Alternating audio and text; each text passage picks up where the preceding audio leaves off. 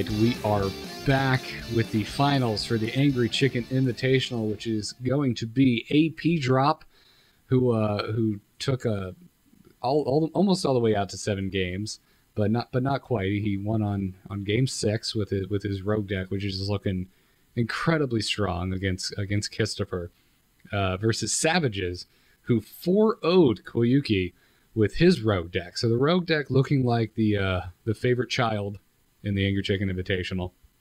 And yeah, it's for both players, it was the MVP. So as we predicted, I think we're going to see some hot rogue on rogue action at some point, and I think that's going to be the game that probably determines the series. But I'm excited about this final. These are 2 incredibly good players, a lot of great decks that they've built, and we're going to see a lot of really good action. And I'm going to say this: I don't know what happens, but I've heard that some amazing stuff goes down. So I'm really excited to see these final games. Absolutely. Both these players have played very well. They'll now be competing for a $100 grand prize and a $50 second place prize, courtesy of doghousesystems.com. Big thanks to our sponsors. Go check them out. If you are in the market for a new gaming rig, you can't do any better anywhere else. Nope. Use our code TAC, that stands for the Angry Chicken, and you'll get double memory for free on your next purchase of a Doghouse Systems gaming rig. Absolutely. And a big thank you again to Gimps for putting together all of the videos for us.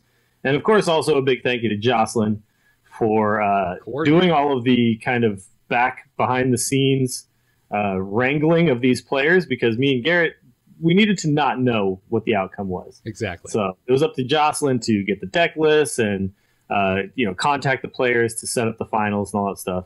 And of course, also a big thank you to these 4 players for playing in this, because when we were putting this together, we talked about a few possibilities of who we wanted to play, and these were actually the 4 players that we chose. These were we didn't have to go to a backup. Yeah, our first 4 choices. They all said yes. Yeah, they all got their games done in a timely fashion, and have just been a lot of fun to work with. Yeah, absolutely. So I really want to say thank you to these players. Again, if you want to watch apDrop, his Twitch stream is just twitch.tv/apDrop, and Savjz is twitch.tv/Savjz, and Savjz is actually spelled SAVJZ. So it's not the word Savjz; it's a different version of it. Savjz. Yeah, and I've heard some people say Savjz, but I'm pretty sure it's Savjz. So I hope I'm not wrong. I hope I haven't been saying it wrong the entire time. I haven't heard him pronounce his own name, or his own. Yeah, he said Savjz. So both of them are incredibly entertaining streamers and very, very good players. So I highly recommend everybody go check out their streams. Yep. And I'm ready to get into this, man. Yeah, thank you very much. And if you want more Angry Chicken action, head on over to amove.tv/TAC for all of our back catalog of episodes. We have an interview with one of the Blizzard devs, Ben Brode, over there. So go check that out if you're new to us and not quite familiar about what the Angry Chicken podcast is all about. You can head on over to amove.tv/TAC and see it there. So going into game 1 of the finals between apDrop and Savjz, it looks like apDrop is going to be saving that druid for a little bit later. He's saving the rogue. Saving the rogue. He's going to start with the druid. Yeah. Which let's just to refresh, we did see his druid in action, but this is the Ancient of War less druid. There is no Ancient of War because of 2 Ancient of Wars, but he's basically fighting against the Black Knight meta, which was very prevalent at the time. He does have Cenarius in there, Cairn, Sylvanas, and Blood Mage Thalanos. He's got the Starfalls, he's got the Swipes, obviously. He's got a couple of Rhythm Ring Farseers to heal. So, I mean, this is just a solid control druid deck, and just kind of built to do well against almost anything. Yeah, indeed. Savjz is going to stick with that rogue deck. They earned a 4-0 victory over Koyuki, and I do not blame him. I don't see any reason to switch your deck if you're Savjz. I mean, obviously it works. It's a wonderful deck. It did real well for him, and since you're already familiar with the decks, if you've been watching, let's get right into it. Game 1 of the finals between apDrop versus Savjz. It's a druid versus a rogue. Let's begin. Okay, so we got Savjz on the bottom right now. I think they're both probably going to mulligan pretty heavily here. Yeah, these are not wonderful starting hands for either of them. apDrop at least gets to keep the Rhythm Ring Farseer, and pulls a much better hand. Gets a Novice Engineer and a Harvest Golem. He gets a really, really great curve here, while Savjz does not. Getting his first bad hand of this entire tournament. Oh, man. I'd almost, if I was Savjz, I'd just say well played right now. And notice, Savjz doesn't even get the coin. So, this is not looking good. At least he can dagger up. Yeah, at the very least, not sure what kind of consolation prize that actually is. No. I think we're just going to see the novice come out. He could coin the golem as well. Oh, he decides to coin the golem. That's not a bad play because the golem is very tough to kill, and you get him out there on turn 2, and it's just a tough thing to deal with. He pulled the Wrath that all of a sudden gives him some kind of answer, some kind of utility, so why not get the 2/3 out there? Absolutely. Not really in a position where he has to dig. So Savjz is going to go ahead and ping this just so that he can actually kill it off next turn. We may just see the Wrath come out right now. There's also the option, though, to actually heal up his golem because Savjz just attacked it. he could heal it up, and that would be kind of brutal. Yeah, it's very, very true. So yeah, he's got some options here. None of them are fantastic. Here's the thing: if he wraths for 3 and kills the golem, he then is forced to, because he doesn't have the mana to use his hero ability, he's then forced to actually attack a 2/1 with his 2/2, or just go straight to the face and definitely lose it next turn. I think he's going to heal up the golem. Yeah, I agree with that play. And just swing at Savjz, bringing him down to 26. Yeah, I think that was his best play there because there's no efficient way to deal with the golem. The Savjz is going to opt to use the Dark Iron buff to make his Harvest Golem greater in power than apDrops. Which is a fantastic play here, and it really puts Savjz in a really powerful position now. He's just going to ping off that damage golem with the dagger. And, yeah, the unfortunate thing for AP is that he does not have a swipe in his hand, which this would be a pretty fantastic swipe turn. Absolutely. So he's not left with a lot of fantastic options here as well. I mean, he can go ahead and he can use his hero ability to get rid of the 4/1. However, that doesn't leave him with an efficient way to deal with the 4/4. Right. Yeah, I might novice here just to see what I get. Just to see what you get. Yeah, it's not a bad play. You still have Wrath as a... Yeah, he can Wrath off the 4/1 and draw as well. So, and then he's got the Innervate in case he does draw something else like another Wrath, maybe potentially deal with it. But it's not looking like a fantastic scenario here. If he plays the Keeper and he uses that to get rid of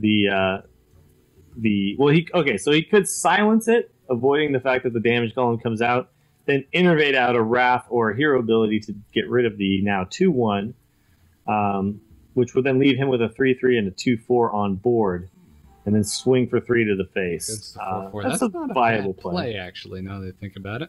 Yeah. It looks like he's going to go ahead and just draw first. Deal 1 damage and draw a card.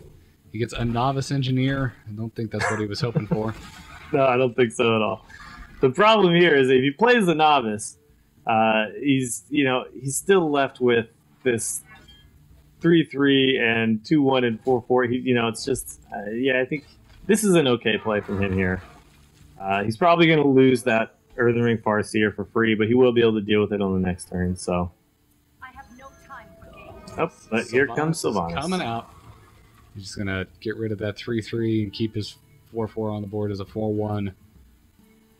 Now, this is another tough spot here. I think you kind of have to silence Sylvanas because I don't see an efficient way to kill it. So he's not in a good spot now all of a sudden. Maybe the Keeper of the Grove play would have been a little bit better and put him in a better situation, but yeah, I don't know.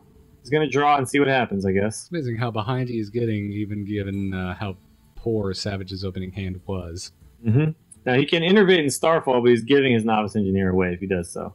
However, that might be what he has to do. Worse things to give away. Yeah, exactly. 1/2 when you're on 29 health isn't the end of the world. No. Now the other option is just go ahead and hero ability off the 4/1 and just say I'll wait until next turn to deal with Sylvanas. It doesn't feel very good though. It feels like you're just falling further and further behind if you do that play. Exactly. So he's going to hero power. That's what he's going to do. Okay. Off the Dark Iron Dwarf. End the turn. I mean, I don't disagree with this. I just think that in this scenario that you're not setting yourself up for great success with that play.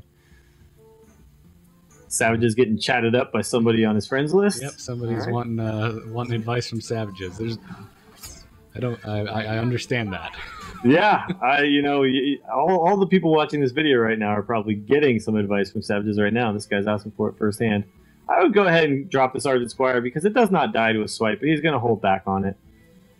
All right, so now we're probably just going to see the Starfall just to deal with the Sylvanas without losing anything. And then he does have the option to innervate something, but doesn't have anything really good to innervate, so I think we're just going to see him pass. That's what I would do. Yeah, that's what he's doing. So Savjz is left with a 2-1 and a 3-3 on the board. So he did find a way not to lose any creatures to Sylvanas, however, he had to take some damage in the meantime. Yeah, and he's still behind as a result. Yeah, exactly. That is the power of Sylvanas right there. Yeah, it's just getting worse for apDrop as Savjz continues to place minions on the board and cycle through his deck with that Azure Drake. Yeah. Now I'm not sure about playing the second loot hoarder, and I don't think it's wrong, but it sets yourself up for a very powerful swipe. Again, it cycles, so it's not so bad, but he could have just daggered up there, and that would have been fine as well. Looks like we're going to see him kill. Okay, so he's going to go ahead and do that, and then he's going to wrath it. Let's see, it takes a lot to kill this, and that's unfortunate. It's technically a 1-for-1 because the keeper still is on the board, so it has not died, but it took 2 cards to actually kill it. Yeah, it was like 1.5 cards almost. Yeah. Now, I'm looking, and he's dead. There's the Cold Blood, so that's game 1. Game 1. That Cold Blood plus Leroy combo is quite strong. apDrop probably thinking, why didn't I start with the Rogue? Well, that was quite the way to start the finals off. As predicted, man. We're teasing. Rogue. Like, oh, I guess whoever plays Rogue is doing well. But it's true. It's happening. Savjz has opted to start with the Rogue, and it seems to have paid off for him, knocking out one of apDrop's decks. At this point, Rogue is 8-0. Have you realized this? Yes. Rogue in this tournament is now 8 wins and has not lost. But that record is about to change. Whoever loses, Rogues win this tournament. Yeah, exactly. But I'm saying Rogue will no longer be undefeated, no matter what, because yes. we are about to see what we predicted.